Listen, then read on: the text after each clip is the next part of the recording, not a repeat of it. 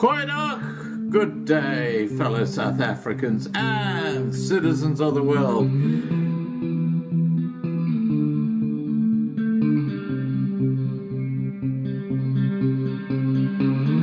I've been looking around for salvation.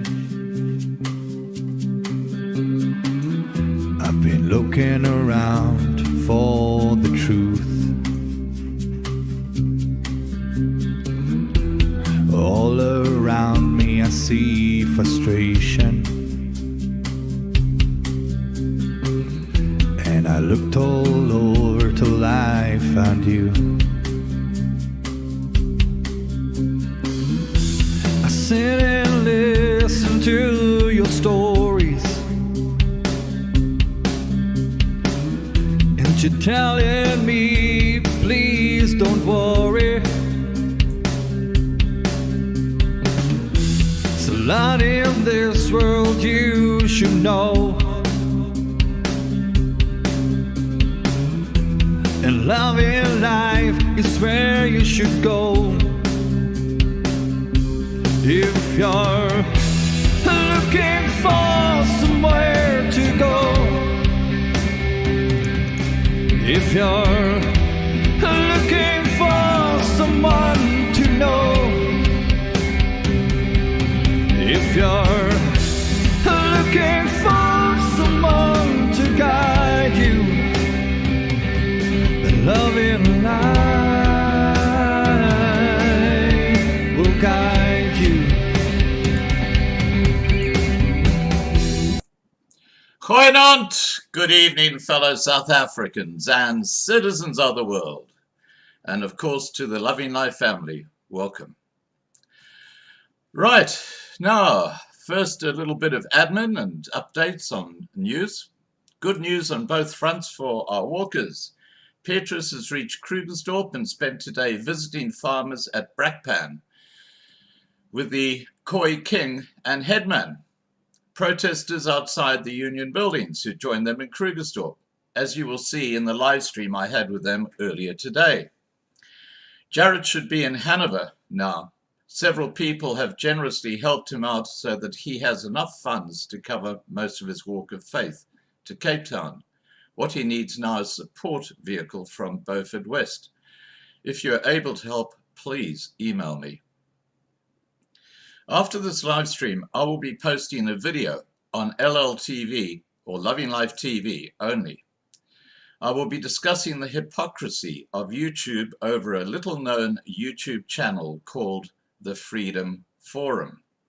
The forum presented the Global Free Expression Award, sponsored by, you got it, YouTube, a couple of days ago. And guess who the winner was? None other than YouTube CEO Susan Wojcicki, who is personally behind the blatant censorship and removal of hundreds of thousands of YouTube channels because they see the world differently to Google, who owns YouTube. And they give her this Freedom of Speech Award. This is on a par with Barack Obama getting the Nobel Peace Prize days after being elected US president.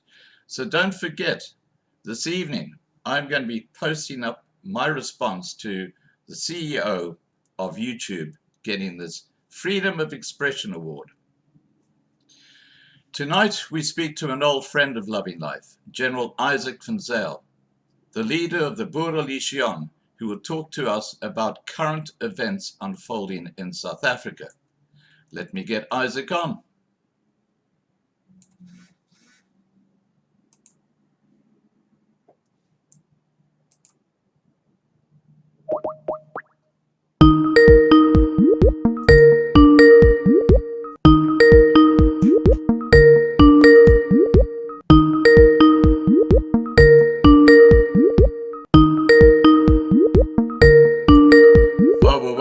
Please remember to register on lovinglifetv.com and please remember to register to the forum as well.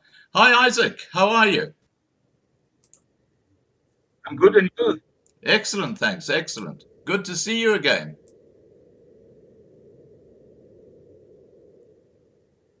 Can you hear me, Isaac? I'm fine, Scott. I'm just trying to check. There's a double. Okay, okay, that's good. Okay, can you hear me now? No, I'm fine, Scott. And how are you? I'm And excellent, thank you. all the people outside there?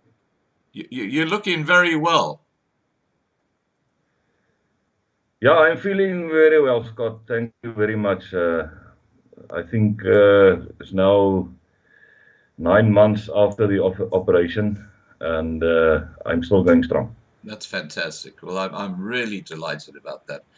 Now, Isaac, some extraordinary things have been happening in South Africa over the last week. I mean, you can't make this shit up that's going on in South Africa. Give us a background to what happened in Piet Retief a couple of days ago. Scott, there was a protest action at a farm near Dirkiesdorp, and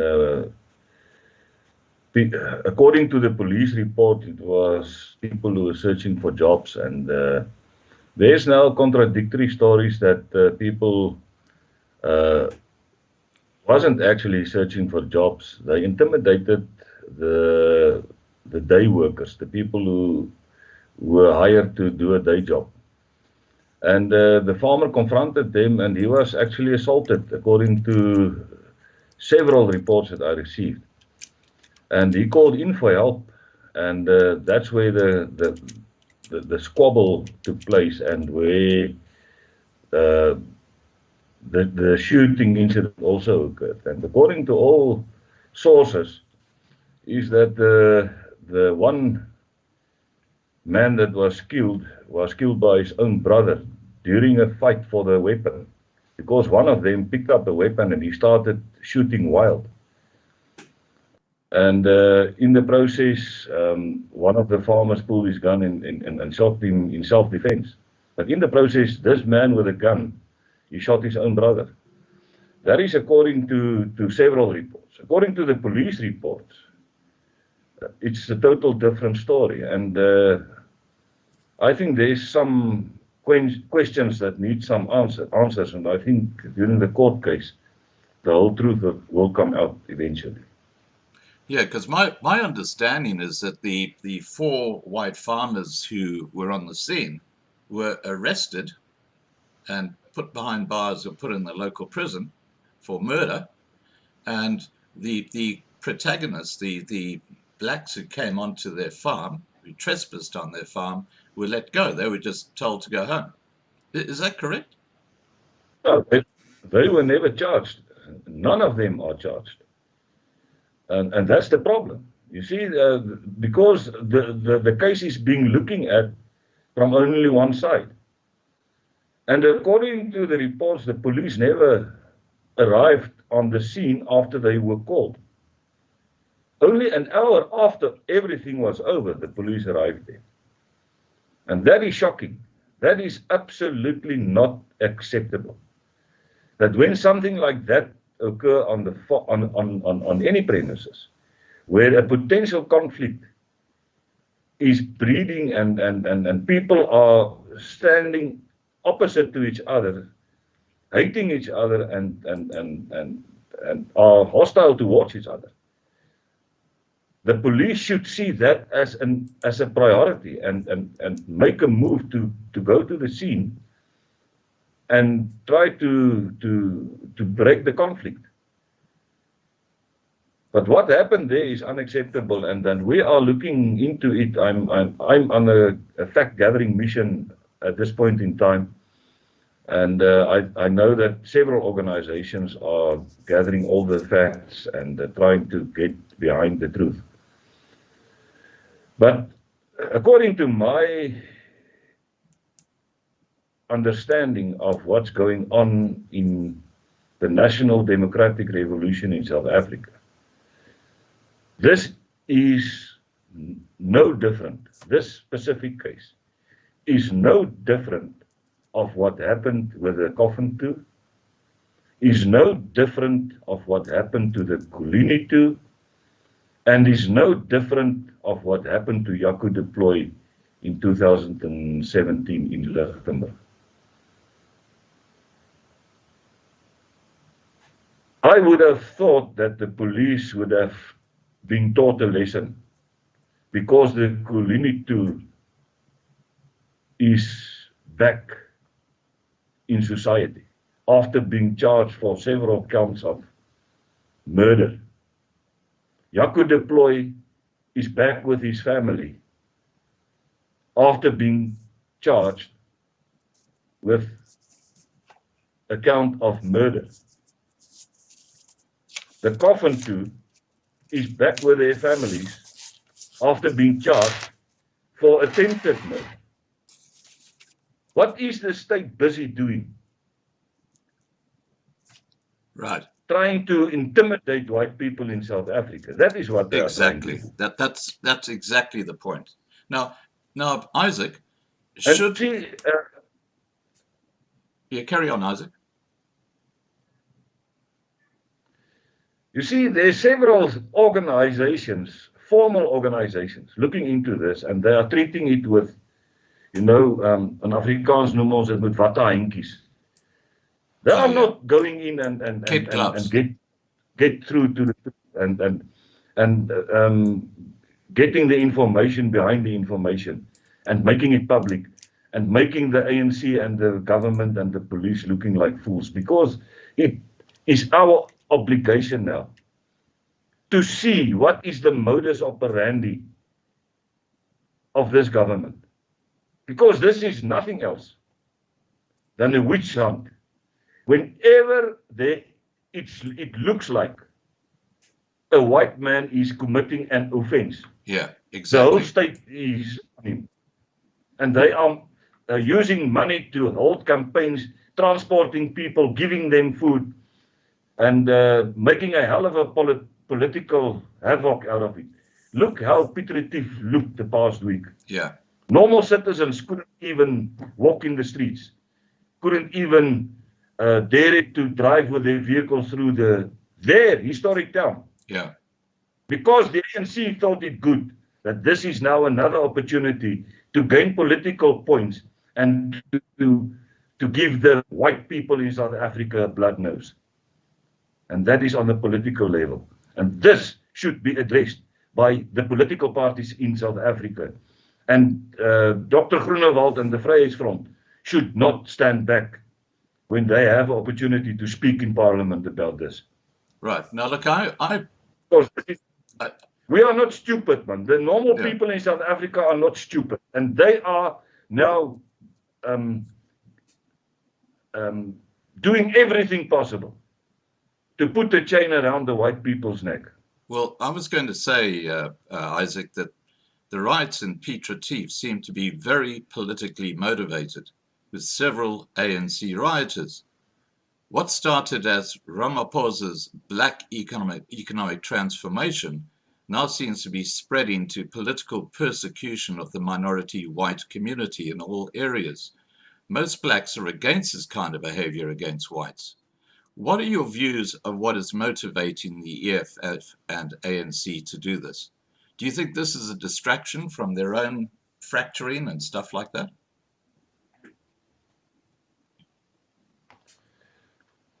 Scott, there's lots of points where we can start to investigate this whole scenario that is playing out of us. But it's not only Piet Retief. There's 300 violent protest actions in South Africa per day. I'm looking at the reporting forums where they report these things. And what we are seeing is an attempt from the national ANC, the corrupt ANC government, to gain momentum, to make this country ungovernable. Julius Malema at several occasions said, it doesn't matter if the whole economy falls, we will start over again. It doesn't matter. He doesn't care, because they are used to Africa standards. They are not used to Christian Western values. Exactly. So if they can destroy and make every town in this country where the first people of that town are the first people is our forefathers, is our ancestors. The Boers. Because what happened with the Great Track, every family, every family or group of families formed a colony wherever they wanted to mark their farms, and that became a community, and that community resulted in a church. That was the symbol of the establishment of the Christian civil society. Yeah. And to those people who are not our people, it is a clap in the face. It's a slap in the face, because according to their understanding of history, they were the first people. They were the first people there, and this country, every inch of it belongs to the Africans. And that is the fight. That is the fight on their level. But also behind them, there's a new world order. Yeah.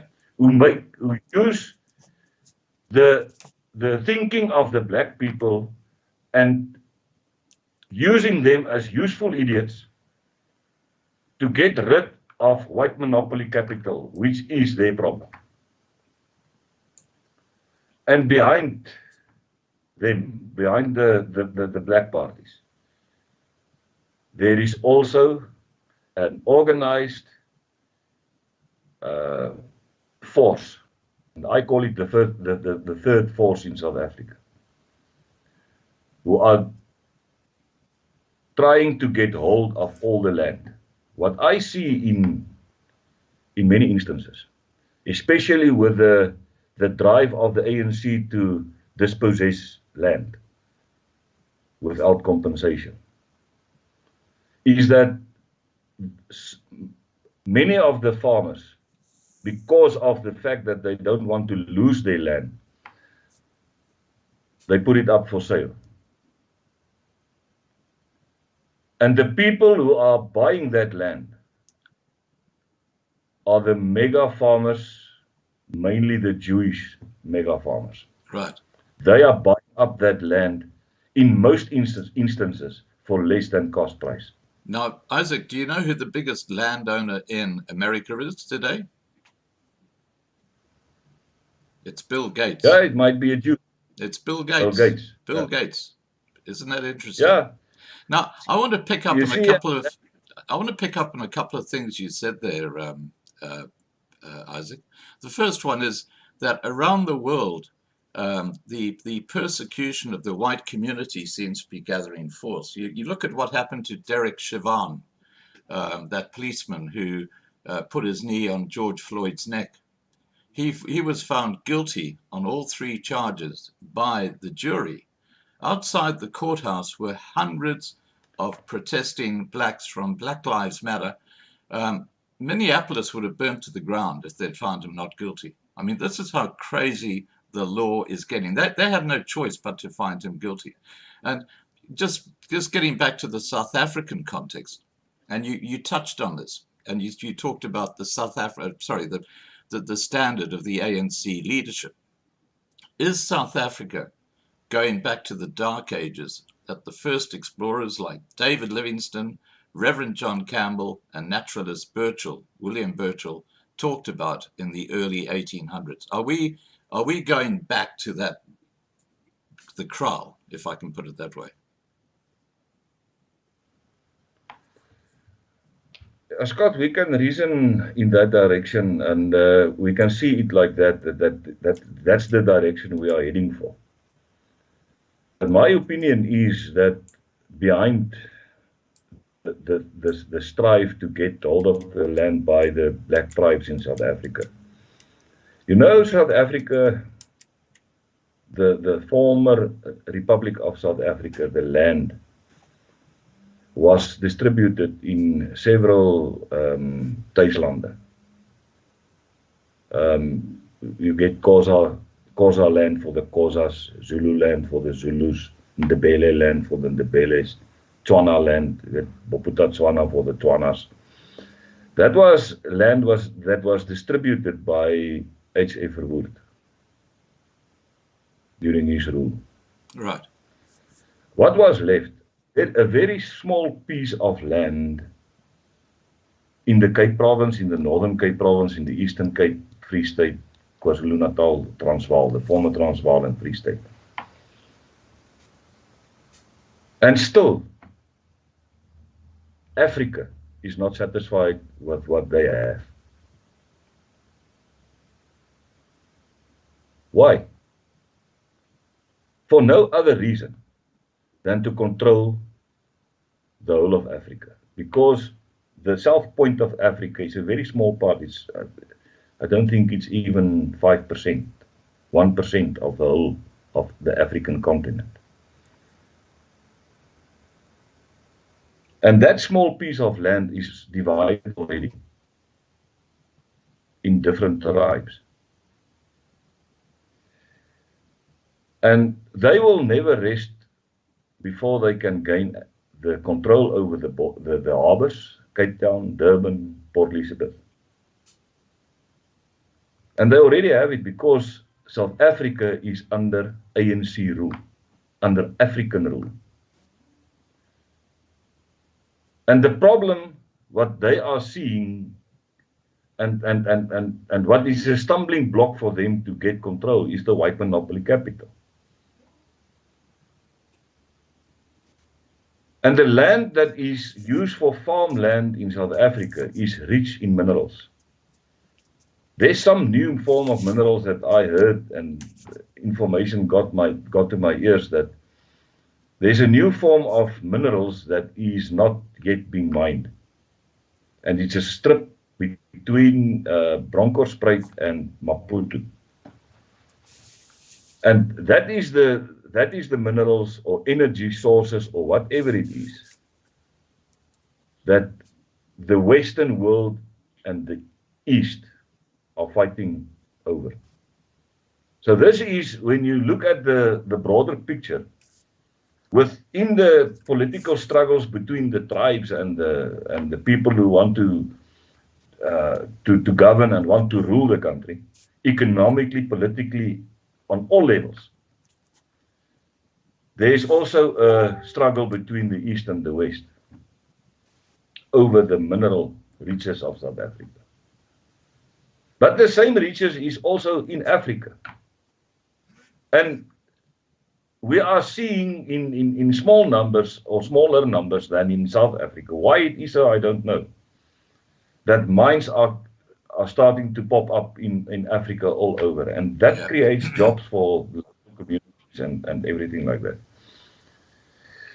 So I think what we are seeing, this fight, and Piet Retief is part of that national democratic revolution that is flamed by the ANC, driven by the ANC, and they want white people to go to jail.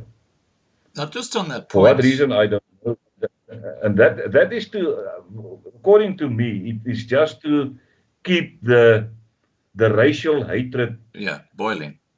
Awake. They want to keep it awake. Yeah. Because the moment racism goes to sleep in South Africa, then they have nothing to fight about. No one else to blame. Yeah, no one else to blame for their own problems and their own uselessness and their own incompetence. Yeah. Now, Isaac, you were a policeman for a long time.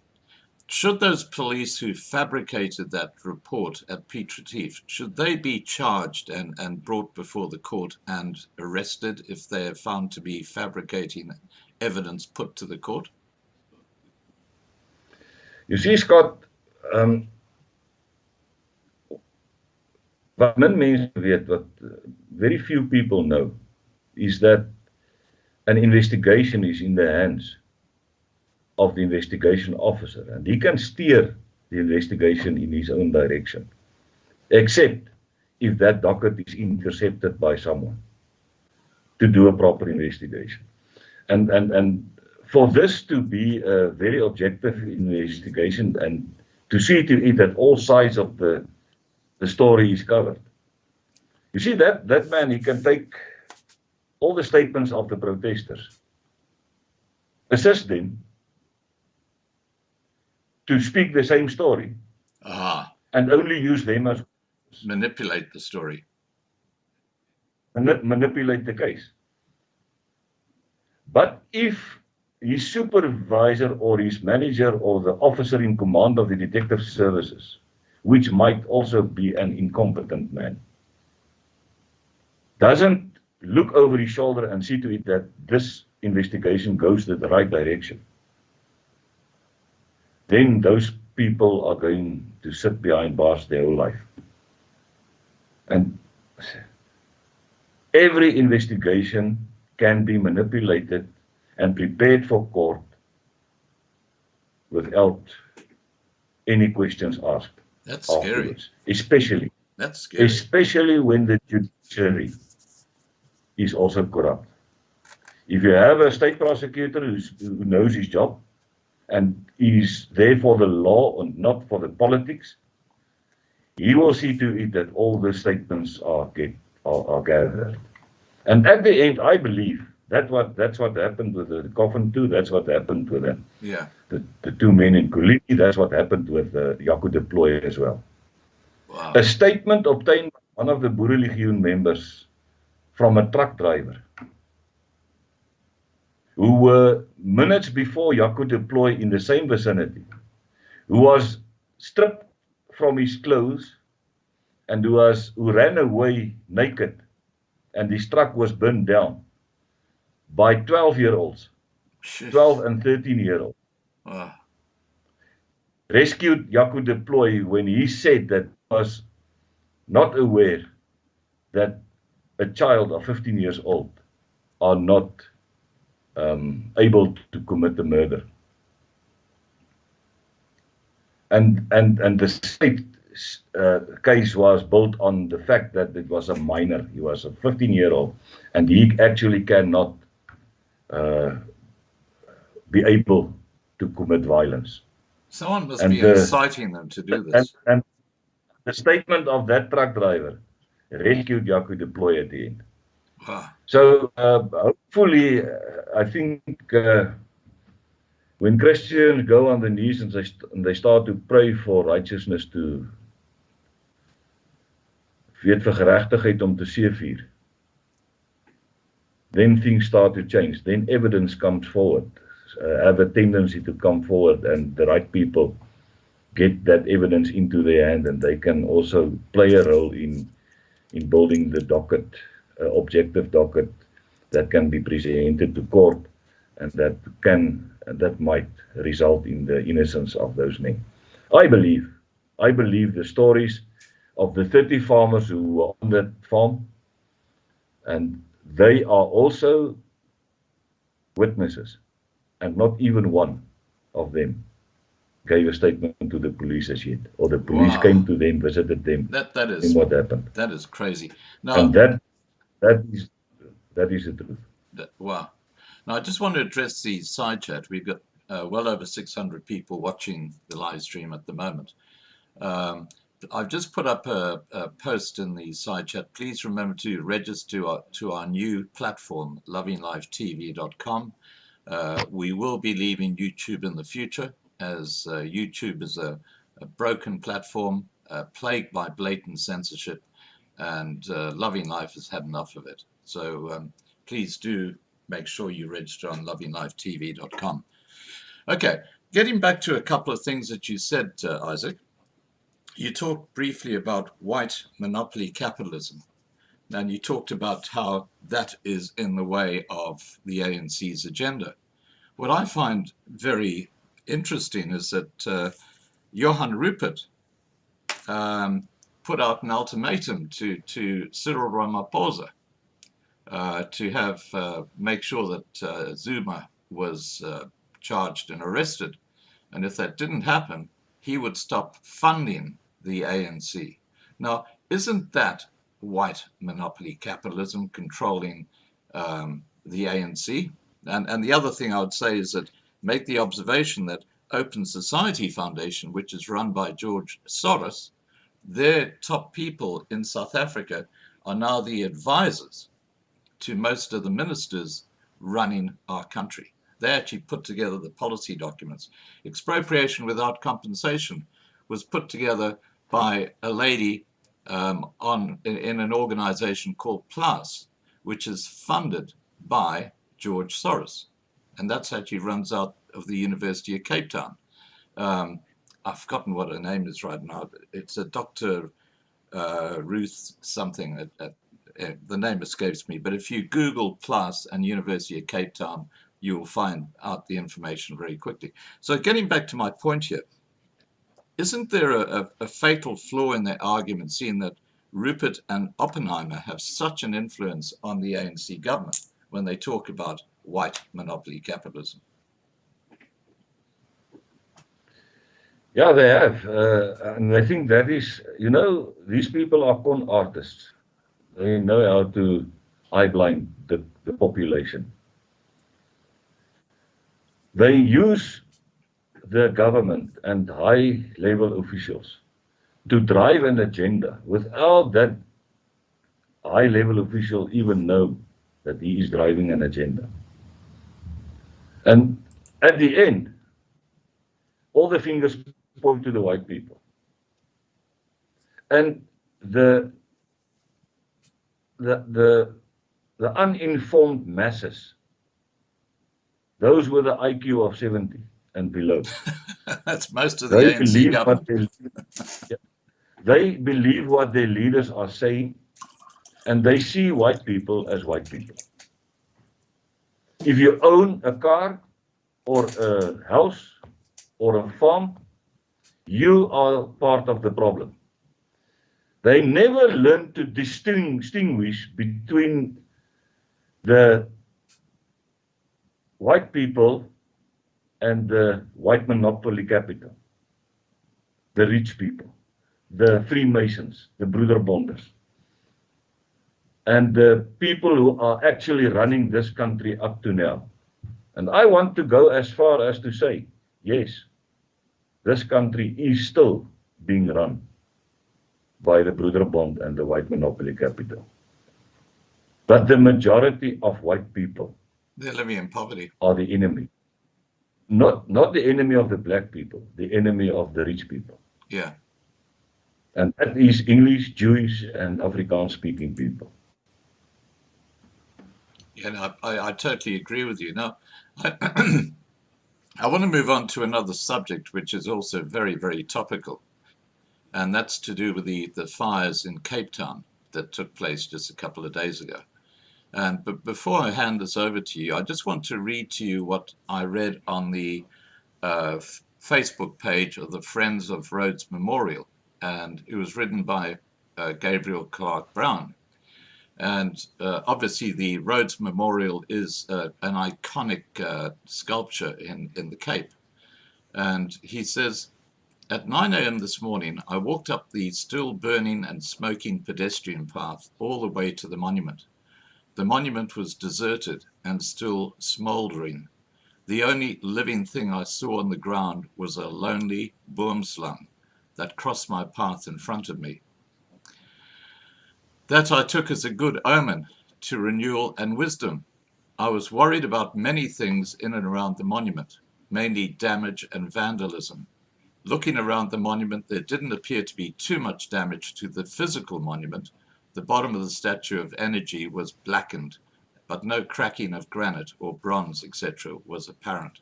Now, the damage that's happened to some of the historic artifacts on Table Mountain, and think of the UCT library with all those unique documents and books which have just been burnt. This is destroying the fabric of South African history. What are your thoughts about the fires in Cape Town? Same story, Scott. There's forces behind this. They caught one of that big-eyed guys. He was sitting there when he posed with the photo with his big white eyes, and they asked him, why did you do that? He said, I don't know. They don't know what they are doing, but they're getting some motivation from somewhere in the form of money or some reward or whatever. And yeah, there is forces also hating colonialism,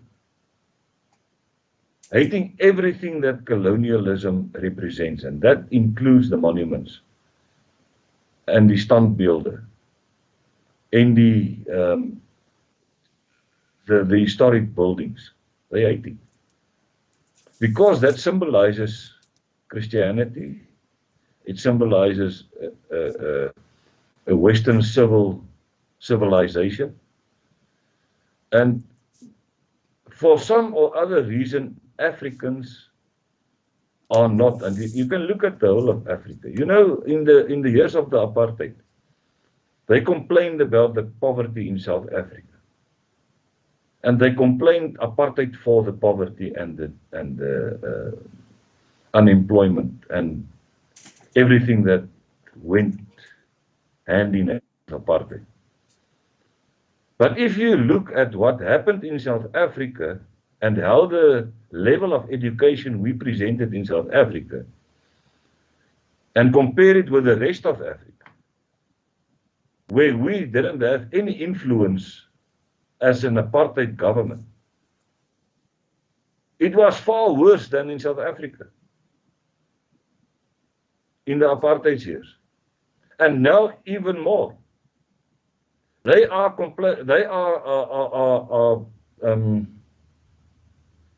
saying that white monopoly capital is and apartheid is still the reason for the high rate of unemployment. That is not true. We cannot provide jobs for 60, 70, up to 100 million people within the borders of South Africa. Our country is too small. We cannot even provide all jobs for all the real South Africans. The whole of Africa is in South Africa. They want to be employed in South Africa. What happened to the rest of Africa? Africa is the second biggest continent on planet Earth. And they tell us that they cannot get jobs in Africa. Why must they come to South Africa to obtain jobs here? And the drivers behind this knows that. And that is the reason why South Africans hate white monopoly capital, as one of the reasons might be. Because mostly white South Africans employ foreigners. You can look at many of the farms, on many of the industries, many of the transport companies. They are only employing foreigners. And that might be the reason why they also hate white South Africans. And in that instance, I agree with him. It's not right to employ foreigners who are not South Africans, documented South Africans. But with a corrupt society we saw since 1994, millions of those foreigners received ID books, ID documents, legal ID documents. So they are now legally in South Africa. And that is something that was created by this corrupt government, and they now are bearing the fruit of allowing the whole of Africa to come to squat in South Africa. And we are going to bear the fruit more and more because most of this violent protest actions are being committed by these foreigners, especially in the cities, in the CBDs of the cities. They infiltrated there, they are taking over the CBDs of our cities, our historic heritage. Yeah. They took it over. And crime, organized crime are flourishing in those areas. And that is the result of all this political violence taking place. Because the criminal minds of Africa are in South Africa. And they are driving crime to survive. They are committing crime to survive. We had a saying in the police long back, I don't know whether it's still a saying. It was actually a slogan we had. that crime doesn't pay. But I can guarantee you in South Africa, crime pays very well. Now, Isaac, I just want to quickly address the side chat. We've got about 700 people watching right now. Guys, please put your questions in the side chat and I'll put those to Isaac a bit later. Digital Lex, I got your question that you just posted, and I'll put that to Isaac, as I say, just in a few minutes. Now, getting back to, we were talking about the land issue. And right now, there's a young fellow called Piet Retief, who we're following every day on live streams of his walk from East London up to Pretoria, where he intends to confront Ramaphosa about farm murders and farm attacks. And one of the areas he wants to talk to Ramaphosa is about the expropriation without compensation. Now, he was joined this morning by the Khoi King, who's been protesting outside the union buildings for 2 years, and the King's headman, who's now joining his party, also wanting to go and see Ramaphosa. Now, for 2 years, Ramaphosa has refused to even walk down to where they've got this little protest camp. I'm talking about the Khoi King, because they are the original people, the Khoi are the original landowners of South Africa, not the Bantu peoples. And this has kind of been swept under the carpet for political expediency. And it's a very real issue that's not been addressed. What are your thoughts on land ownership before we get on to other areas like violence and stuff like that? What are your views on the land ownership question?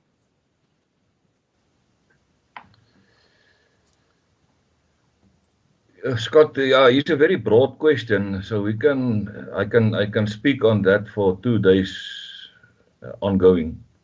But yeah, the land issue is wat my aanbetref not the issue that is open actually for discussion, because when you own land, it means that you bought that land with money that you worked for, or you inherited that land from ancestors who bought that land. Yeah, that is a principle. That is a right, an international recognized right. That is something that is not negotiable.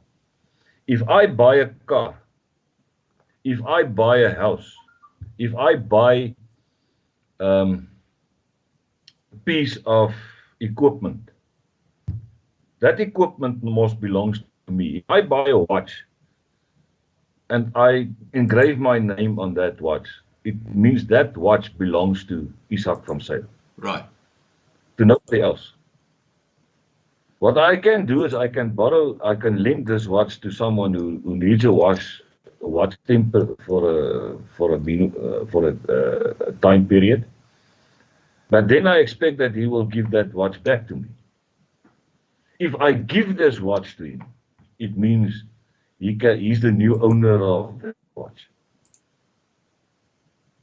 You understand? Yeah, absolutely. So, it is most then the obligation and the right of the farm owner to decide, do we give land away? There's lots of, especially from this big farmers, the mega farmers. They cut their land into pieces and they gave some of that land to people who also work on the farm and stays on the farm. It was his right to do that. He can do that if he wants to. It is not in the hands of the government to intimidate the local population into a system where they decide who is legal owner of land and who is not a legal owner of land. It's not up to them. And if they change the constitution, according to my understanding of the common law, they are committing a crime. and then the citizens has got a legal obligation to act and to institute legal action against that. Yeah. There is the crime that the government is committing. And if it need be, a civilian force needs to be established to go and arrest the people who wat gewaag het om hulle hand op papier te sit to commit that crime. Well, I So want to that tell they you, can answer, so that they can answer Yeah. in a court of law why they committed that crime. yeah. Now, Isaac, I want to give you a very topical example of what we're talking about.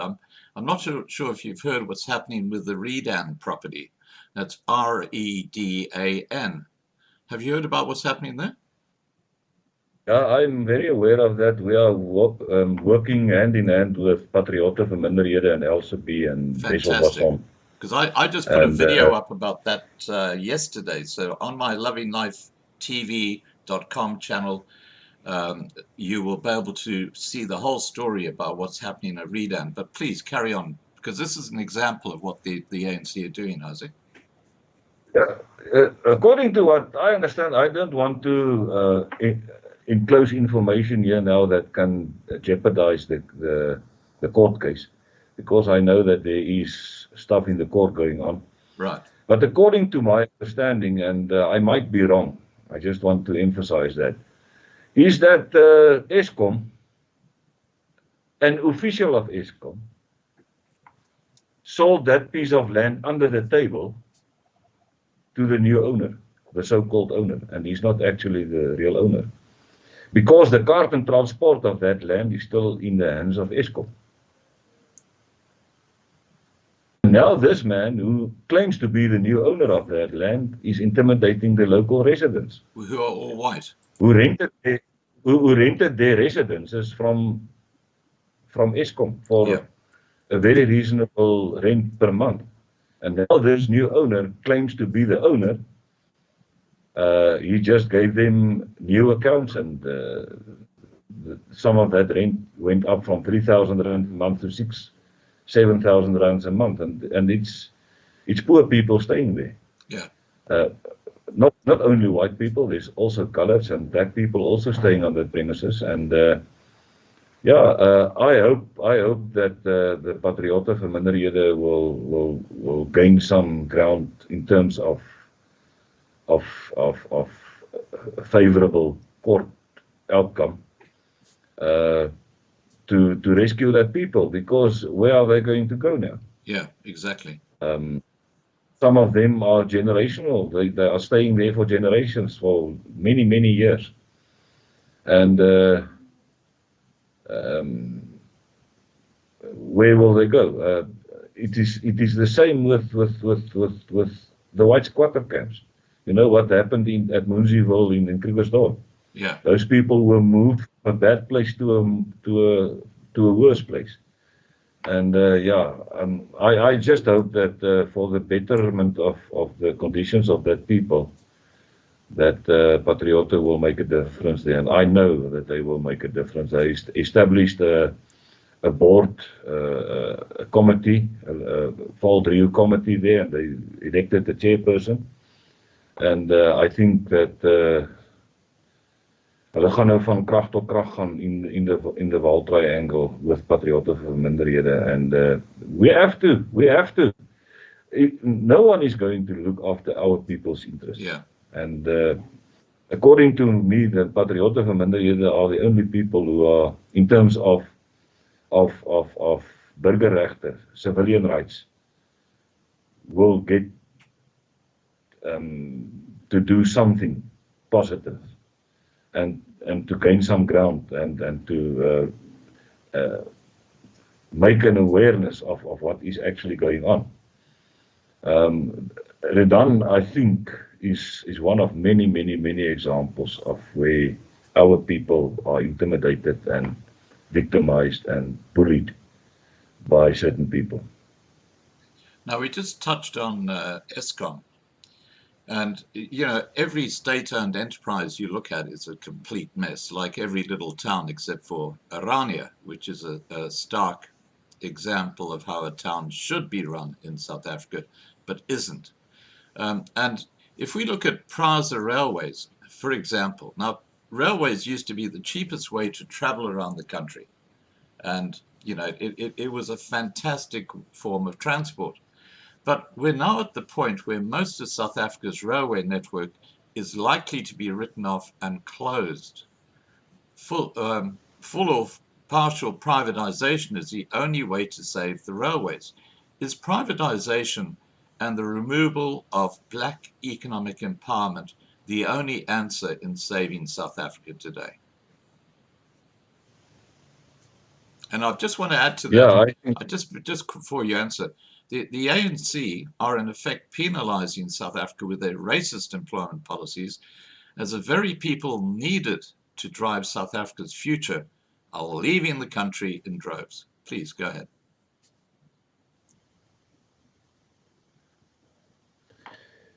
yeah,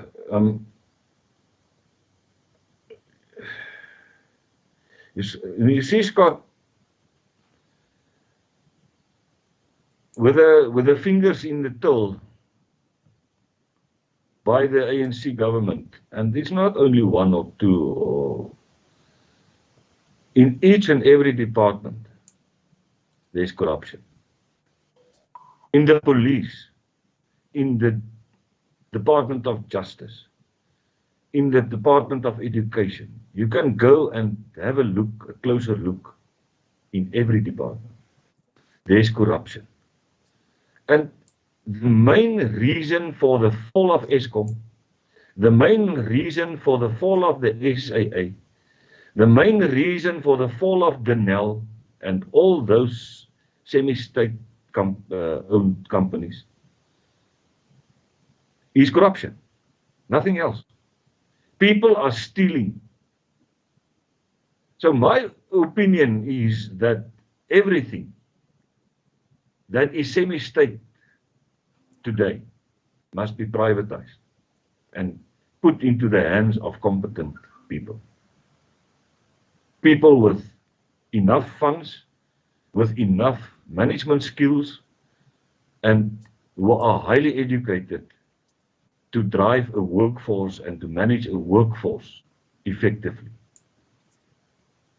and to manage budgets. The main problem is with the most government departments is that there's no control over the budget that is allocated to them. There's too many people who has got the authorities, who's got the access, and who's got the influence to control budget and to manipulate the budget.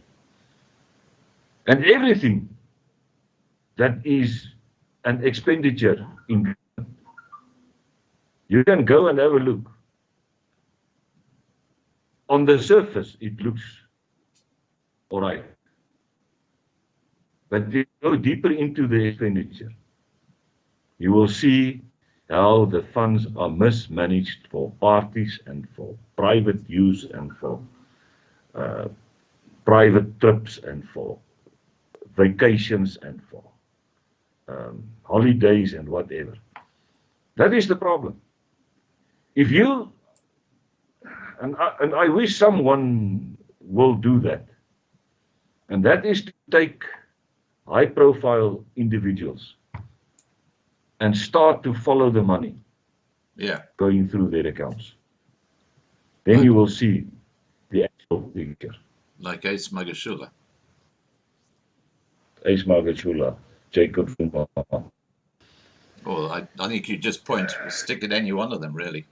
But look, let's. And then the allocation of tenders. I think that is the main source of all the corruption. The tenderpreneurs, exactly. BEE. Now, let's turn to a subject we haven't talked about, which is the growing violence in South Africa. And it's not just murder and assault. It's also gender-based violence, which is totally out of control, despite Ramaphosa's claims that he would bring gender-based violence under control last year. And then you find out that the DNA laboratory hasn't operated since the 1st of January. And if there's a rape, the first thing you need to do is to get the DNA evidence. But of course, they haven't got any money, have they? So the whole thing is a complete and utter shambles. Tell me your views about this whole issue of the violence that's happening in South Africa, Isaac. The root causes of violence is a lack of morality. That is my view on the causes of violence. Gender-based violence is a result of immorality. Before 1994, we had the apartheid's government under F.W. de Klerk already removed the Bible as the book of life from Parliament, because he said there was too many religious groups and the Bible offended the other religious groups. That is the first step in demolishing the Christian value system in South Africa. Exactly. When we transformed from pre-1994 through the whole 1994 election process and the establishment of the new government and the new set of rules that they established under the new constitution, what was the first thing that was demolished totally? A moral value system. Suddenly, we got access to the internet. Suddenly, after 1994, we got access to all this immoral sites on the internet, pornography, prostitutes.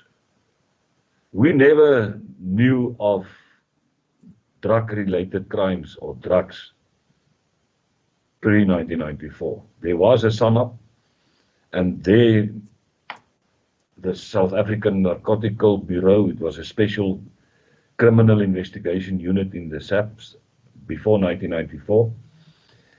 The most of their tasks was to destroy Dagga farmlands in the homelands and to prevent the smuggling of dagga over the borders. That was the main thing. You never heard about hard drugs, heroin, cocaine. You saw it on TV. It was something that was happening in other countries, not in South Africa. I was a young boy in the 70s, and when I heard about one of the boys in standard 8 or 9, there was a gossip going on that he's smoking dagga. It was a huge thing. It was a big thing. Yeah, I remember those days. Nowadays, if you are not smoking dagga, you're an outcast in high school. In many schools. I'm not speaking about all the schools. I speak mostly about the African and schools where the African people are. And that is that the basis of gender-based violence is the abuse of liquor, the abuse of drugs, and that results to crime to be committed, because to feed your what do you call it, your addiction, you need money, because drugs is very expensive. And when you are caught at your workplace to be a user of drugs, the chance that you will lose your job is 100%.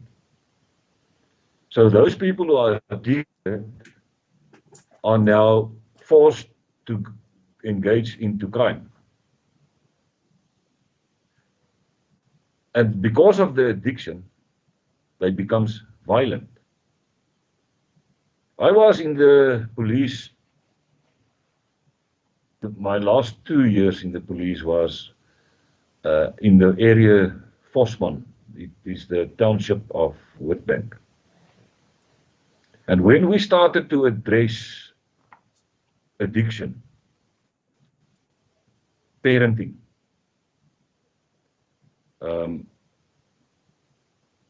all the moral issues, I connected with a black pastor with the name of Ezra. He had a small church in Vosman. And I started to talk with him, and I said to him, the biggest problem in this society, because Vosman was in the year, I'm going to tell you now, 2006, 2007, had the highest rate of murder and rape in South Africa, the highest, comparing to places like the Cape Flats and Khayelitsha and Soweto and Atteridgeville and all those places. Fourth was the police precinct with the highest reporting of murder and rape. And that was a problem, because you couldn't move in that vicinity. Your life is not safe. You are not safe there. Even the highway that passed Vosman, there was lots of incidents where people were just hijacked and murdered next to the road, and big vehicles being taken and robbed of money and whatever. And we started the process where we called the community together, and we started to address parenting and the moral values issues in Vosman. Within 1 year, the murder rate dropped from national highest to national lowest in 2007. And that is the problem in South Africa. The basis of all the crime, and you can take it through to the CIT robberies, you can take it through to farm murders, you can take it through to all the house robberies and business robberies and all the violent crimes in South Africa. The basis of it is immorality. People who doesn't know their roots. What is the basis of morality, good morals, is founded in the Bible, is Christianity. That is where you are. Now, saying that immorality is not an excuse for us to sit back and allow immoral people to rule our society. We have an obligation as Christian people in South Africa to stand up, to look each other in the eye and tell each other that we have an obligation to ruk die land reg. How are we going to ruk die land reg? Is to start with ourselves, start setting an example, and start to do what we call a 3-dimensional program, training program. Now, Isaac, with that particular point, wouldn't a really useful way to go to actually, in a community, okay, let's take a community like, let's say, Paul Roo or Beaufort West, or a community like that, is to actually have standards, which if you break those standards, if you're caught, if you're guilty of a rape, or if you've stolen, or anything that goes against the moral compass, you are basically evicted from that community. And so what you're doing is you're like sanitizing that community from the troublemakers. What are your thoughts about, I mean, that's basically what Irania has done, and look how well it has run now. Well, Orania was a moral society when it started. You know, the roots of most of the white people is Christianity. Yeah. They are believers, and that's why they are not struggling at this point in time. But mixed societies like my town, Middelburg, where you have Umhluzi, the Black Township, and you have the Muslim community, and you have the brown community, who are mostly Christians. You don't have a problem as long as the criminal element and the immoral people stays outside of town.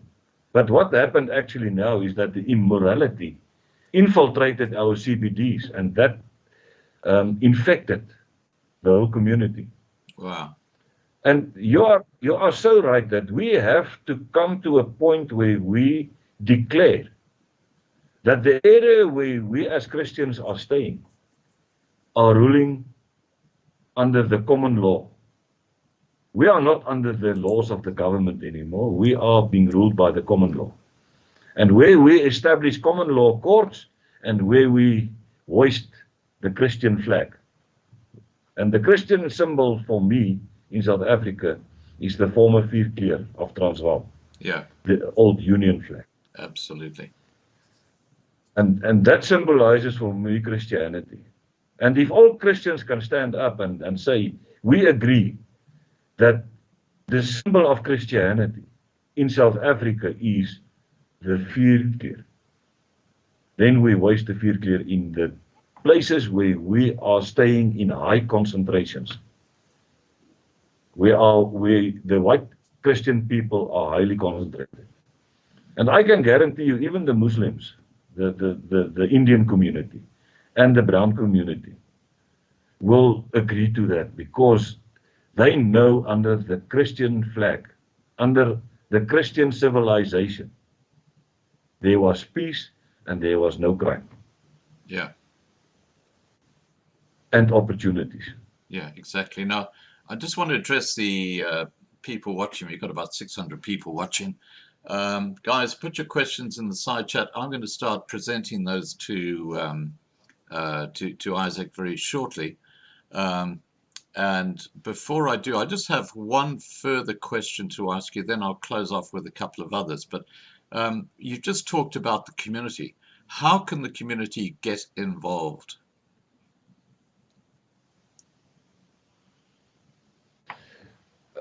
We started a program called the #Boerelegioen in 2016 already, where we started to motivate and emphasize the fact that people must be involved somewhere. And I think the key word in South Africa these days, where people can just hack in, ek sê altyd kom haak net in, is safety and security and survival. Because we are heading, and I'm not the only one that says so. I think even in the liberal community, there is lots of people that can tell you that we are heading for a disaster in South Africa, economically. We are heading for an economic disaster. When Eskom falls, the masses are going to rule, and they are going to destroy, and they are going to plunder, and they are going to rob and steal. That is the scenario that they are talking about. If the economy is going downward, and we are already in a junk status. And if the governing party is not going to succeed to pull us out of that economic failure of 27 years, then we are heading for what we call a state of total anarchy. And for the people who are seeing this coming, I think more and more people started the past few years, and I'm speaking of about the past 5-6 years. More and more people started to get involved in their local communities by means of joining the CPF structures. They are joining the buurtwag, the radio groups. They are joining the plaaswag. They are joining in, and they are establishing for themselves a discipline to react when the call comes. And from the side of the Boerelegioen, we started to get involved. We started to get involved in safety, in the safety of our people. That is also our slogan, that with safety we can create eendrag amongst our different groups. And that is part of the vision of the Boerelegioen, is to get the different groups to work together on local level. And on this date and time in South Africa, you can go to most of the towns. The CPF consists out of a lot of different organizations. And they have only one goal in mind, and that is to prevent crime in the green light. I think that we should do a bit more, is to start to focus on training these people to become operatives. If I speak about operatives, I'm not speaking about soldiers who wants to go to war, to make war, or to start a war. But to train operatives who are in a state of mind, who are able to mobilize to a certain point, where they can think for themselves and to act in terms of what the law prescribes in any incident. Then we are in a position where we can mobilize to Piet Retief and Dirkiesdorp as an organized, disciplined group of people. And where the command group of people has got the people around him under command and control. And when they are under command and control, only then they will be able to contain a situation that was created by the hostile forces and the protest goers to diffuse the tension that was caused there. And I say to one of my senior people the other day, if Piet Retief farmers was organized like the Boerelegioen is organized in many, many towns and vicinities in South Africa, then those two people most probably wouldn't have been killed. There would have been no incident, and the tension there would have been diffused. And everyone would have been happy for the moment. But yeah, the other side of the story is incidents like this must happen so that people can start to realize It's a wake-up call. that they cannot function in isolation, because when you start to function in isolation as individuals, that's where your problem starts. We are not even driving alone when we do a buurtwag patrol. We drive in groups of 3 and 4 vehicles. Whenever there's an incident, there's 3, 4, 5, 6 people who can record the incident, who can listen and record what is said there and what is being done there, and engage into a situation where you always have witnesses who can testify in your favor. Now, for people to actually contact Boerelegioen, what's the easiest way, Isaac? We have an open phone line. Marinda is manning that phone line. It's 063 Right. 057 Right. 0996. Okay, I'll put that in the side chat. Now, I'm going to start putting questions to you that have come through the side chat. And Digital Lex has given 3 questions. I'll start off with those 3 and then get on to the others, because these were the earlier ones.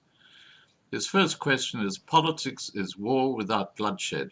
War is politics with bloodshed. Have we not bled enough? Our struggle for independence must take root now, don't you think? Yeah, I agree with him. We bled enough. But we will only stop bleeding when the civil society realizes that they cannot count on the assistance And they cannot count only on the assistance of the state-owned organizations, statutory bodies like the police. We have to develop ourselves and train ourselves to come into a position where we as a folk can handle each and every scenario and each and every incident and each and every problem that we are facing. And the best way to come through this, what do you call it, oppression, or a dispensation of oppression, is to help yourself.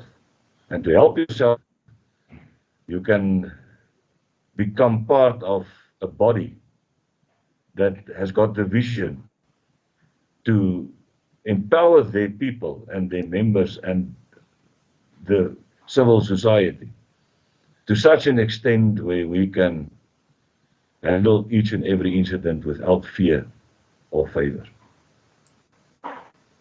Right. Now, his second question, which I think you've partially answered, but I'll put it to you anyway. He says, has Boerelegioen not said before and promised that in times of stress that they will protect towns and places like Piet Retief? What are their plans? Yeah, that is our strive, and that is what we want to establish, and that is to get man and mouse on board with a vision and mission of the Boerelegioen. And the vision and mission of the Boerelegioen is to protect the civil society and to become a force to be reckoned with along with the police, where we can have a parallel structure, the police on the one side and civil forces on the other side, where we can, on the same level, talk to each other, look each other in the eye. And in America, you get it. You get the sheriffs that is appointed and elected by the local community, and you get the federal police. It's two forces in civil society. And you can establish that force under the common law. And every member of the community is actually a police officer without the statutory rights and whatever. But the Criminal and Procedure Act makes ample provision for a civilian to be a full enforced police officer and do whatever the police can do. But then you have to do it in an organized manner, become part of a structure. Piet Retief, if we had a reaction force in Piet Retief, I can guarantee the community of Piet Retief that the incident that happened wouldn't have happened. But unfortunately, due to what you call it, you know, the Boerelegioen became a platform the past few years for many organizations to be formed. I think about 20 organizations formed out of the Boerelegioen concept, doing the same thing. But they removed themselves from the national structure that already existed for the past 5 years. And now they are functioning in isolation on local level or regional level. And that is the problem we had at Piet Retief. I don't think that the structures there are organized enough to prevent future incidents. And we are going to see this incidents in many places, in many instances in the future, if the Boer people are not going to get their ducks in the row and start to walk the walk we are walking the past 5 years. Right. Now, I'm going to put his Digital X's third question to you a bit later, because it's kind of off the topic that we're talking about right now. But I'm going to go to Viking Boer, who says, question for General Izak van Zyl. Who is going to address the problem and danger of ISIS on our borders with Mozambique? Who is going to stop them to infiltrate our towns and cities? Definitely not the government. I know that government intelligence agencies are gathering information, and the information we already received from some of these agencies are that ISIS is already in South Africa. I think what we saw a week or two back in Phalaborwa is most probably linked to the operations of ISIS. There is already ISIS camps in South Africa, according to my information. I think I some can in be wrong. Ponderland. Yeah, but if they start to intimidate our people, we will not depend on the police, because what happened in Mozambique? Yeah. The Mozambique army ran away. And I think if we are dependent on our security forces to enforce the law and to contain the intentions of ISIS, then we are in for a big surprise. And that is part of my plea the past 5 years. Men, women and children get on board at the Volkswehrmacht, because we are preparing for the worst in South Africa. And we cannot do it in isolation. You can have a buurtwag. You can be part of the CPF. You can be part of AfriForum's buurtwagte all over South Africa. Then you are, at least you are connected to a national command structure. But what actually needs to happen in South Africa, that there need to be an established national command board, where all the organizational leaders have sitting on, and where they can control whatever mobilization need to be mobilized. Communities need to be mobilized on local levels whenever there is a threat or information or intelligence coming through, so that they can contain the attack or the intentional attack. So that is why I say, P.W. Botha wrote in a book, I have that book somewhere, but I'm going to deal with it on the Boerelegioen Media's channel next week, where he said, during the communist, the struggle against communism between the 60s and the end of the 90s, the end of the 80s. And one of these generals wrote a whole hoofstuk in daai boek, het hy geskryf, het hy gewy daaraan, where he said that men, women and children in South Africa, in order to curb the communist attempt to take over South Africa, needed to be trained as counterinsurgents. Now you can go and try to put a definition to the word counterinsurgent. Then you come to a point where you say that at least to qualify as a counterinsurgent, you have to be trained to observe and to report. And that is precisely what the buurtwag is, the CPF structure is. So it's a small instrument of counterinsurgency. But counterinsurgency is a broad definition also, where you can bring up in terms of continuous training and advanced training and intensive training, you can bring a counterinsurgent up to the standard of what we call a air, sea, and land operative, where he can operate on sea, land, and in the air. And that is what we have to do. You have the community who has got the basic training in observation skills and in patrolling skills and in interviewing skills and in even to execute a civilian arrest in terms of the Criminal and Procedure Act. But then you have the more advanced people who can serve as first responders, as medical personnel, as what You can give them names, and then you have the Space Forces specialists who can operate in any circumstance, in any condition.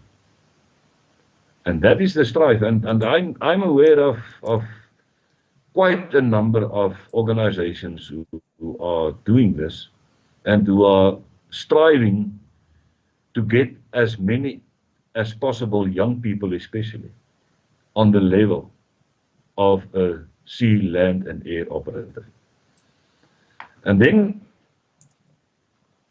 you are in a position as a minority group in South Africa to at least counter any attack on.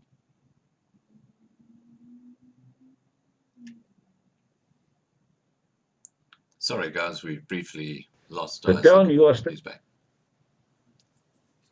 Yeah, you're back, Isaac. And the town you are staying in. Okay, thank you, Scott. I'm back. Yeah. Can you hear me? I can, yeah. And the town you are staying in is part of your heritage if you are part of the white minority groups. That is your heritage. And that is something that we should be proud of. And that we as a minority group should protect, even with our lives. Right. Now, Krista Smith has asked, how important are father figures or the lack thereof? And I think he's talking about the criminal element and, gender-based violence. When we started to address the issue in Vosman back in 2006-07, when I started to engage in discussions with Pastor Esrom Zulu, I quickly discovered that most of the households has got a problem in the authority figure. We call it the authority figure in the house. Right. And that's where most of the problems started. When the father is a drunk, the children becomes drunk.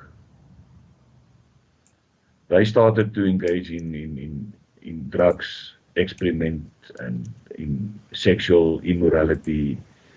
In those type of houses, that's where the girls fall pregnant at ages of 11, 12, 13, 14. Right. And by the age of 18, they already have 2 to 3 children. I cannot emphasize the fact that the role of the father figure in any household is the most important figure to maintain a moral standard in your family.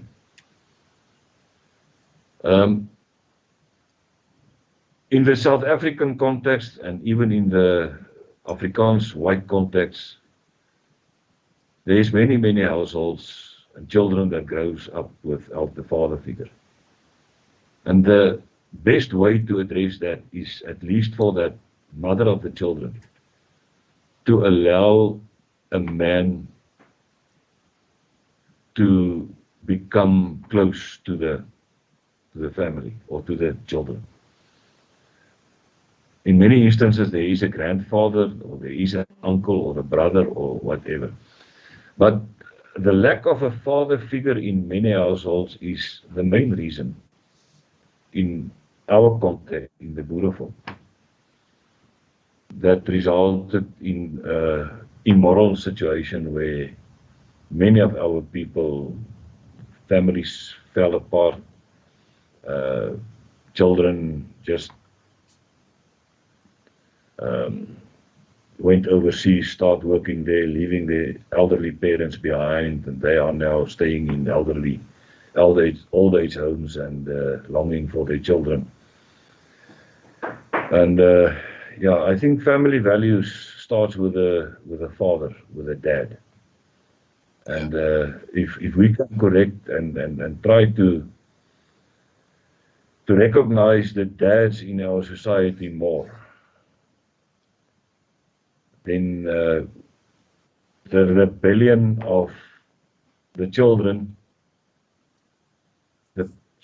who are falling for drugs and for demonic or evil influences will become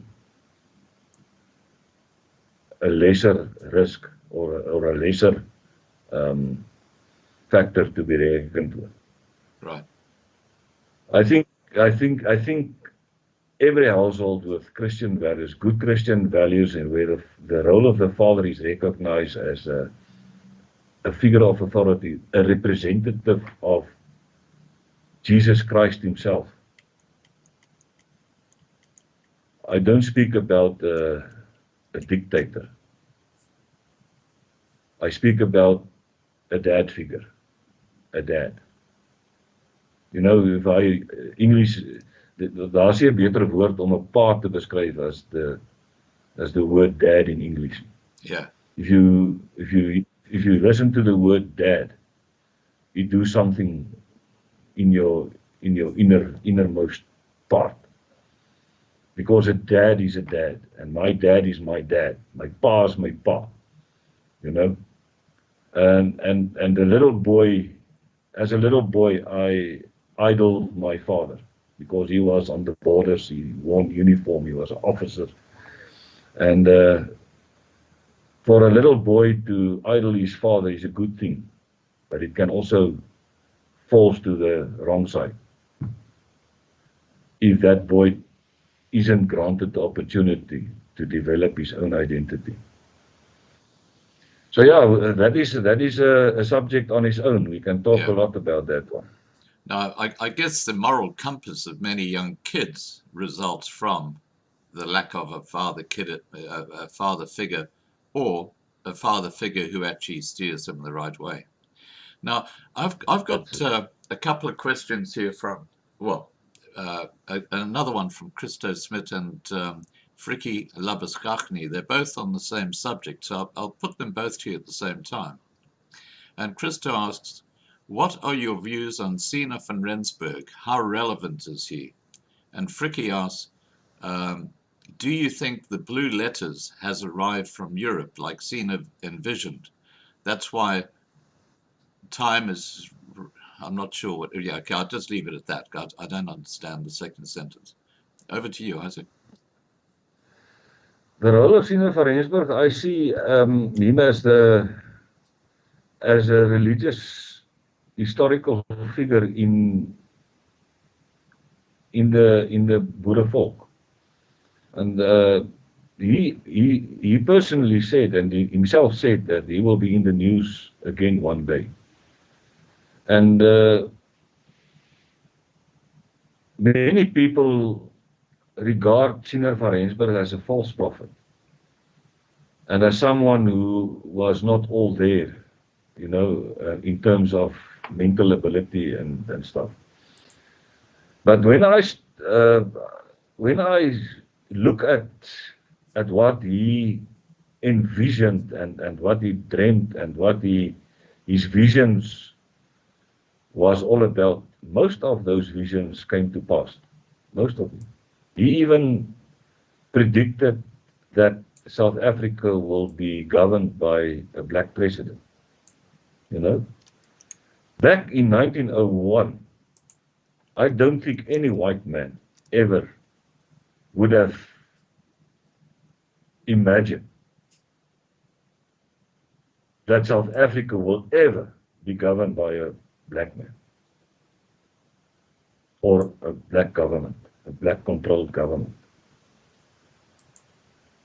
And that came to pass. And for me, the key principle of what Sina has seen is that he also said that it will also pass. The fact that white South Africa will be governed by a black man or a black government. That will also pass. And at the end, the Boererepublieke will be re-established and South Africa will be ruled under the Vierkleur, which for me is the symbol of Christianity and Western civilization. Right. Now, Now, for me now to say where are we in terms of the timeline, it's very difficult to say. You know, the ANC can govern for 40 years. yeah, And when they came to power, my first words to my family was that the Boerevolk will awake after 40 years of oppression under the flag of the ANC. I don't think they'll last 40 And we years. are almost, we are almost 30 years now Yeah. under the rule of the ANC. So yeah, perhaps when I'm an old man, a really old man, then the new leadership of this Boere people will lead us to freedom. You know, I see a young generation under some of the younger guys coming up, and for me it's a good thing and it's a good sign that at least there's an awakening amongst the pre-40 generation in South Africa. Right. Now, Digital X is another question. What is the best way to start a group similar to Boerelegioen, especially in KwaZulu-Natal, if you don't have the funds or resources? I started the Boerelegioen without any cent. The best way to start a similar group is to become part of the structure of the Boerelegioen, according to what I understand of the question. And that is to come and join into the already existing structure of the Boerelegioen in the KwaZulu-Natal. And so by saying that is to encourage your neighbors, encourage your family to also become part, because the Boerelegioen is not only an organization for the veterans, for the police and military veterans. It's an organization for all families. Our vision has got two missions and three missions. It's built on two pillars. The first pillar is to establish a vermoë om die polisie te help deur middel van die kundigheid van ou veterane, old veterans. The second leg is to bring the younger generation into the same standard, into the same training standard, and to also allow them to grow in the organization.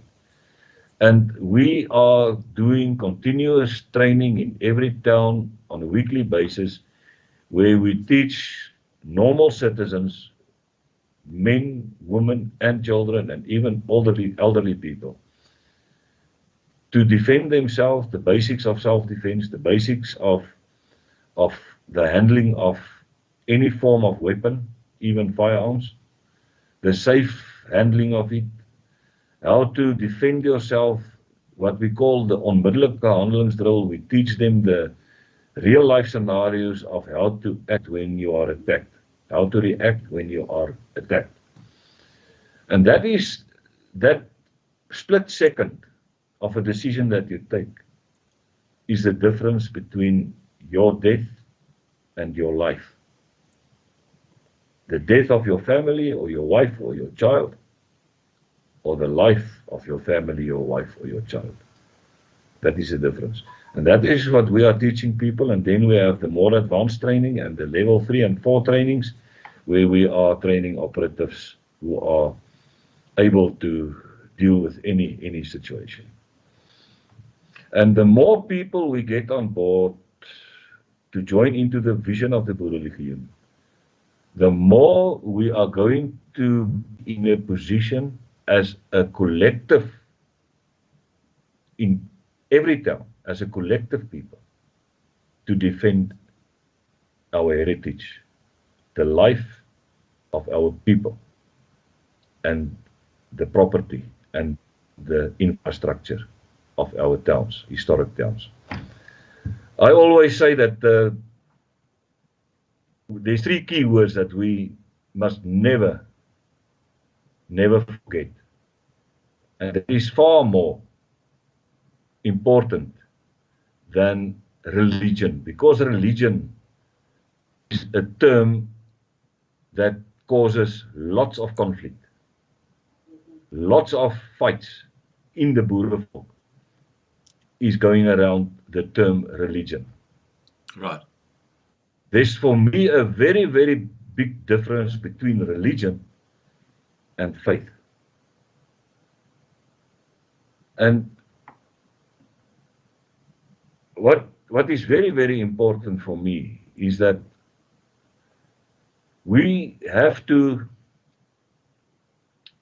I for a moment forgot now what I wanted to say. But yeah,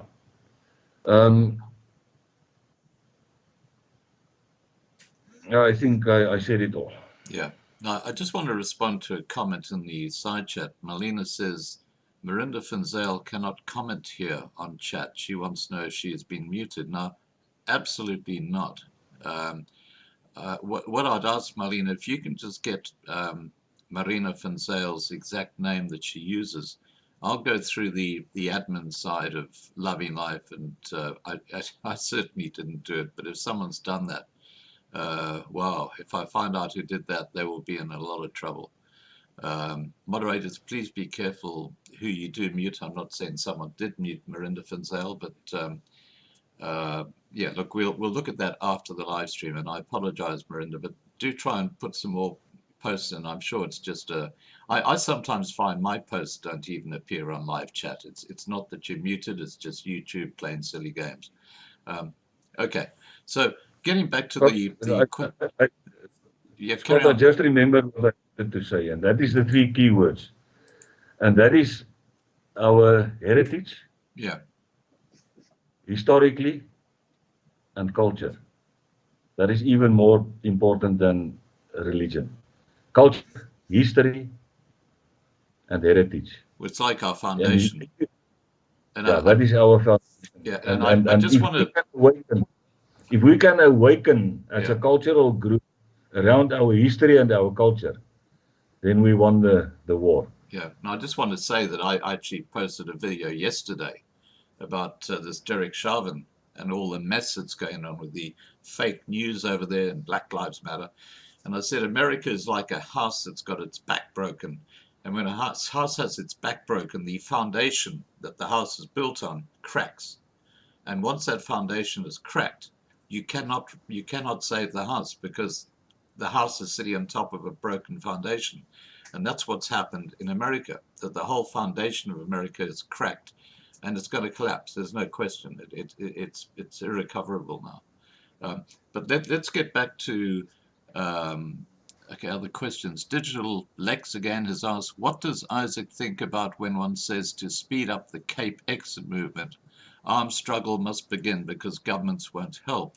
Will it speed it up or not? Now, I was going to ask you, what are your views on secession? So perhaps we can just look at those two together. Yeah, Scott, what Cape Exit and EULA are doing is, according to me, a move in the right direction.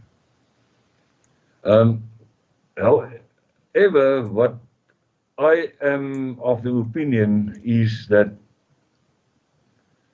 the secession regions that they stepped out excluded a lot of historical towns, where the cultural, historical heritage are lying, and where a high concentration of the people, the first people, are still staying and working. So now, over the past few weeks, I listened to several speakers in this regard, and everyone is of the opinion that people, and that is where my problem lies. The secession is good. If they can succeed, at least there is a land where Christianity can be established again, and where the moral values of the Christian Western society can be established or re-established again. That is my view. But the other way I am thinking about this is that there's lots of regions, lots of pieces of the old Republic of South Africa that is excluded in the region they want to secede. And the reason for that is that they are looking into the numbers of hostile forces surrounding the towns. Now, I want to make a statement like David made when he faced Goliath. You come to me with the sword and the shield and the weapon. I come to you in the name of my God. And you will not overpower us. That's a very bold statement. But where God planted people, and especially the symbols of the Christian faith, and the people who are staying there, who are the inheritance of that specific space, they will, if they honor their heritage, but then they must honor it, will be protected. And hear me out, they will be protected supernaturally. Yeah, I believe that too. You know, there's campaigns going on in South Africa that say turn back to God. I want to make a turnaround and say, no, don't turn back to God. You are already a child of God. You inherited the faith. And stand now firm in that faith. And become a united Christian society in your local community. Amen. And Okay. start to reach out to each other. Yeah. Now, Isaac, I just want to again address the side chat. I see that Mirinda is now back on side chat, and welcome back, Mirinda.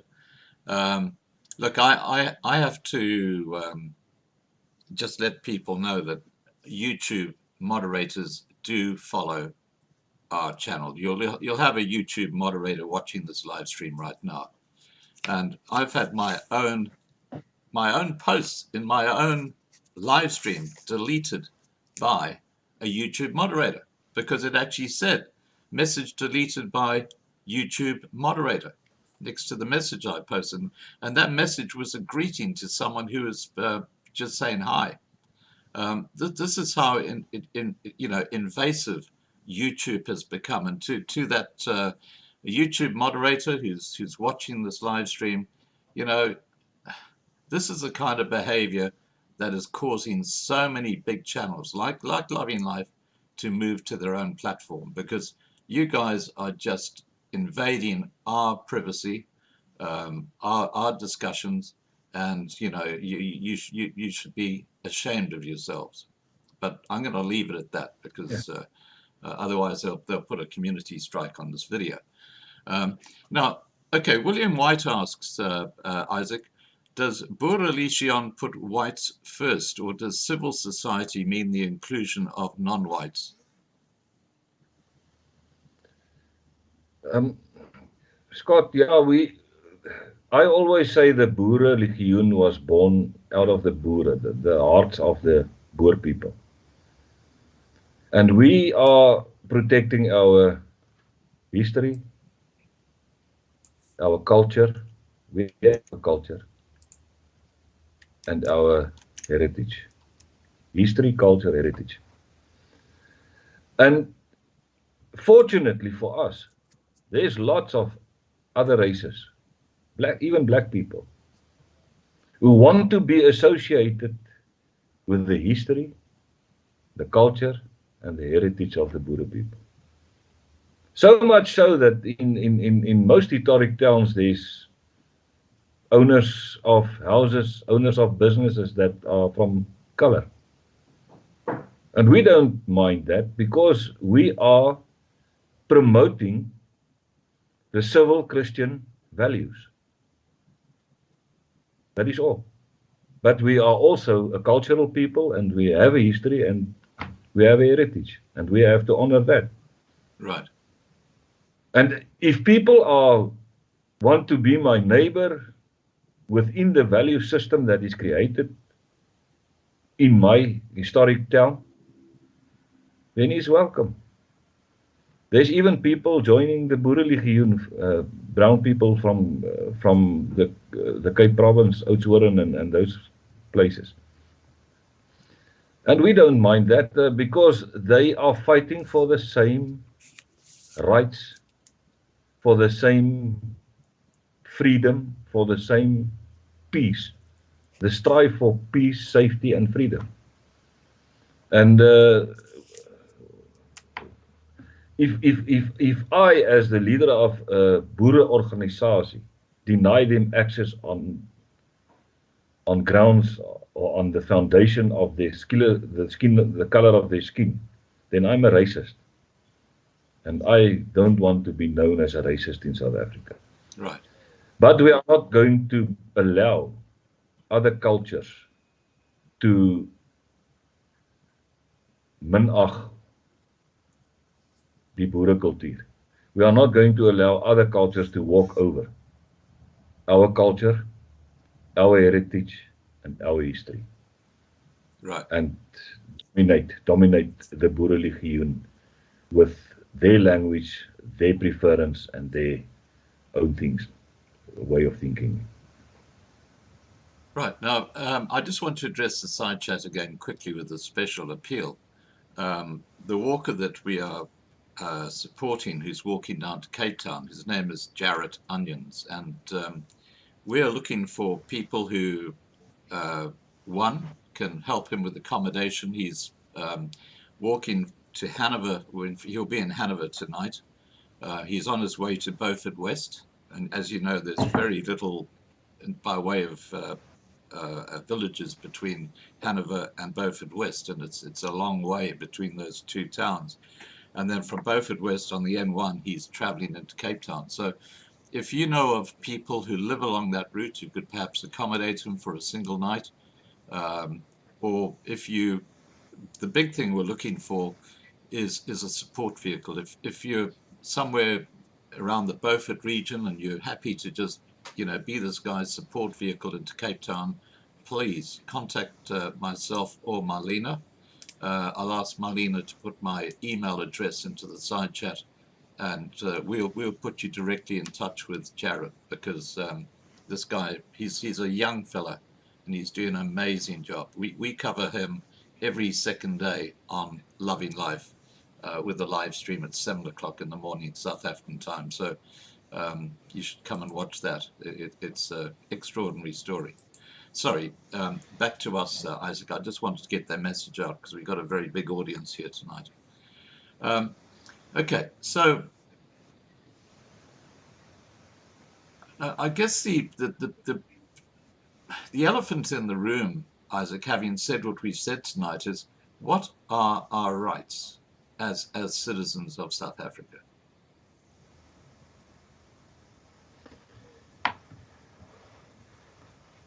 The same rights that the black people claim they have enshrined in the human rights, what do you call it? The South African Human Rights Commission. Yeah, the same rights we have.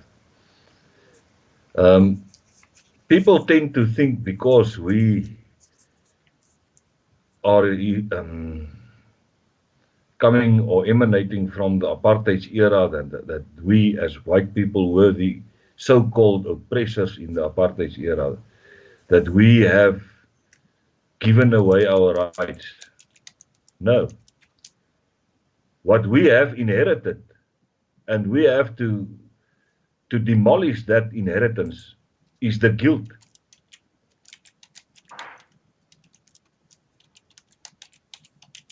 And the basic rights of every human being. You can go on the international law and you can go and research. the basic human, ons noem dit die fundamentele regte van elke mens op hierdie aarde, is the right to live, is the right to safety, is the right to freedom, is the right to privacy, is the right to possess property. Right. That is the right of every human being. Yeah. And this government succeeded in denying the white people that rights. It is not even a mistake on the side of a black man to go into the bathroom where a white person enjoys the privacy of sitting on the toilet, to go in there and intrude into his privacy. That is not seen as any hindrance or offense against the privacy of that individual. And that is exactly what happened.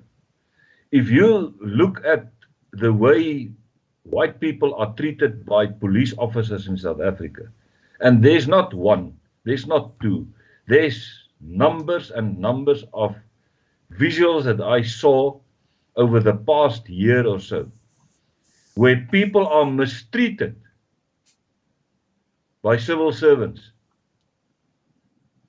metro police, traffic officers, police officers, where the basic right to be served in the language of your preference, it's a basic right, is absolutely denied. If you don't want to speak to them in English or whatever, they deny you any service. They sit behind the counter, enjoy the KFC,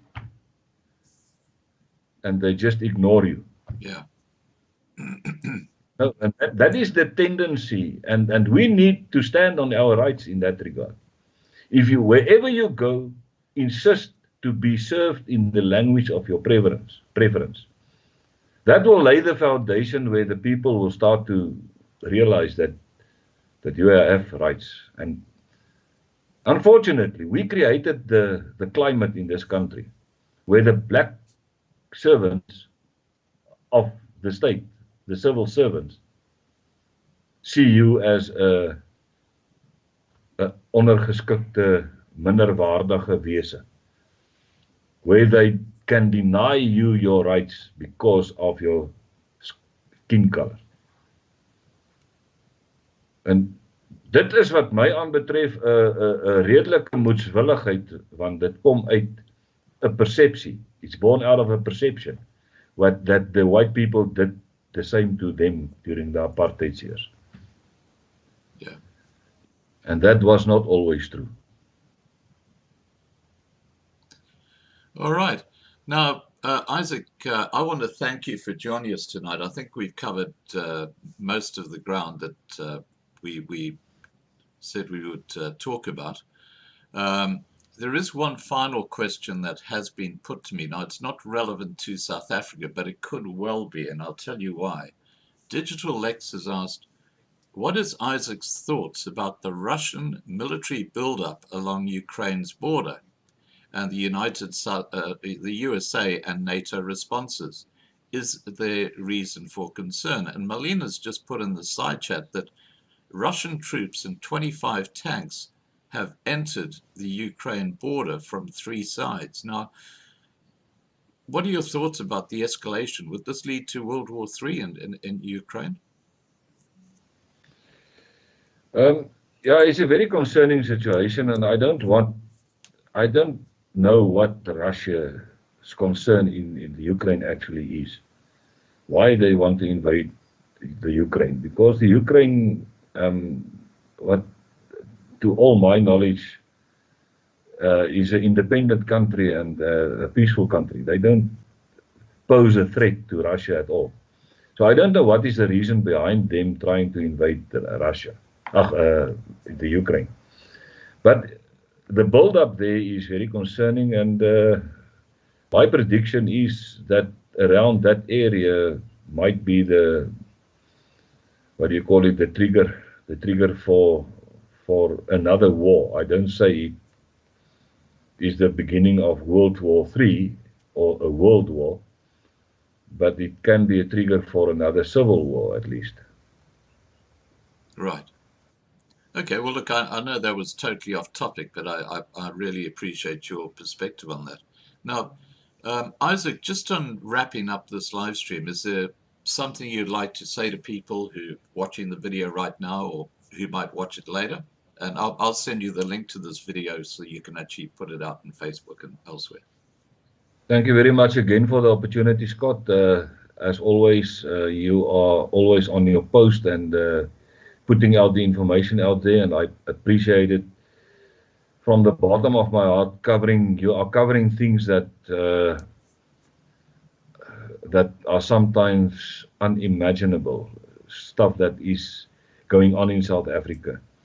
And I know that for the time to come and for the future to come, the information and the truth that you are putting on the table will be the basis of a new dispensation that must come one time or another. It must come. It must come. And from my side, the white people in South Africa and the minority people in South Africa knows what's going on. They are not stupid people. We are seeing what is the build-up in South Africa, where to everything is going. And I think the time has arrived that we have to reach out to the normal, wat ons in Afrikaans sê, na die onskuldige burgers. If you are part of the Boerelegioen or any other safety organization, it's time now to form groups in your town which are operating in unity, not in splinter groups, not elke ou die hoenderhaan op sy eie mishoop, maar in eenheid. That's why we established the JOC idea, where we said, let us come together, form a table, even open the office as different groupings, as CPFs, as buurtwagte, where we can sit around the table and start discussions on how are we going to prevent total anarchy in our country. Because when there's total anarchy in our country, in South Africa, the manifestation thereof will be felt by the ordinary citizens in the different towns and voorstede van ons stede in Suid-Afrika. So it's time now to get out of your comfort zone, start taking up your radio, reporting for your patrol at the CPF, and start to be the eyes and the ears of the SAPS, and start to report crime. And even flood the station, go to the police station, become friends with the police members, and report on duty. You know, there's lots of volunteers in the police stations these days who are data capturers, who are administrative personnel, who are doing filings and stuff like that. Whenever you can go to the police station and volunteer for a job, do so. Even man the community service center and go out on patrols if you are trained. Become part of the police community in your towns, and alongside that, start engaging yourself in a training program where you can become a fully trained civilian police officer that are in a position to, number one, observe, number two, report. And if you want to go further, you can even engage in civilian arrests, in operational activities, first responding, and all those kinds of things. The more civilian people getting involved in policing activities in our towns, the more the chance will be that this hostile waansinnige hordes will not come to your town to do what they did in Colini, to do what they did in Lichtenburg, to do what they did in Piet Retief last week, or the past week. So that is my message. I will continue to carry this message, and I will continue to do what we are doing for the next 100 years, if I live that long. And this will be my message until I lay my head to rest. Scott, from my side, thanks again, and salute. Salute, Isaac. Thank you so much for joining us. Okay, now, tomorrow night, guys, I'm going to be talking to Bill. Now, Bill is no ordinary person. He specializes in banking law. If you have a commercial loan and the banks are snappy at your heels because they say they're going to foreclose on you and stuff like that, well, let me tell you, the banks in South Africa are in all sorts of trouble. There's a case right now before the High Court where a large loan is being contested on the basis that the way the loan has actually been put down the line to another lender, so in other words, the bank is no longer the lender of the loan, because of the process, the person who actually owes the money to the bank no longer legally owes the money to the bank. The bank is now the one holding the baby. So what it means is that, very important discussion tomorrow night, 8 p.m. What it means, and please tell your friends, what it means is that if you've got a large loan, whether that be a housing loan that they're threatening to foreclose on you, whether it be a commercial loan that you've got for a business, whatever it might be, and the bank that's in the sights right now is the First National Bank in South Africa, because they haven't followed the correct process in the documentation when they passed the loan on to a third party, which leaves them holding, as I say, the loan. So listen to the discussion, and I'm really looking forward to finding out more about this. I know this is a valid situation. This is not just something that's hypothetical. It's actually before the courts right now in South Africa, before the High Court. I know the person who's involved in taking the First National Bank to the High Court, and they are very, very excited because they believe that the bank is going to have to just write off the loan to that particular commercial person. So this could be a precursor for many other people who've been screwed over by the banks, just citing this case and saying, no ways, I don't owe you a cent. So please join us tomorrow night at 8 p.m. Johannesburg time to hear more about that. In closing, I just want to say thank you so much to Isaac for joining us tonight. As I said a moment ago, he's a really good friend of mine and a really good friend of the channel's, and it's always a pleasure to have him on.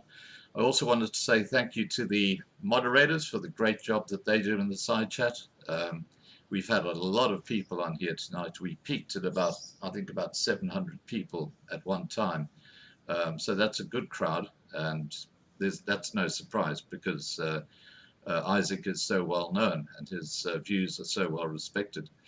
So I'm going to wrap up the live stream, but I'll leave the side chat open for a few minutes, guys, so you can say your goodbyes, and I'll see you hopefully tomorrow night at 8 p.m. Johannesburg time. Please remember to subscribe to the Loving Life channel on YouTube, and more importantly to the channel or the platform we're transitioning to, which is lovinglifetv.com. And when you register there, please also go and check out our forum, which is run by Nat, and she's doing a fantastic job there as well. Lots of articles. We're intending on making lovinglifetv.com the largest single online source of news information in South Africa, and we're well on the way to doing that. We're going to have a lot of contributing channels, including Boerelegioen, which is one of our contributing channels. And we will put their videos up there as well. We will actually safeguard their videos. So if YouTube takes down their channel on YouTube. We actually have a copy of all those videos on our own platform, which will be available and put back up again, because I've had 2 channels taken down by YouTube, so I know what it's all about. But all those videos have been saved, and they're going to be going up very shortly onto lovinglivetv.com, all 7,000 of them. Alrighty, I'm going to leave it at that. Thanks, guys. As I said, I'll leave the side chat open for a couple of minutes, and please take care. See you tomorrow night, 8 p.m. Bye for now.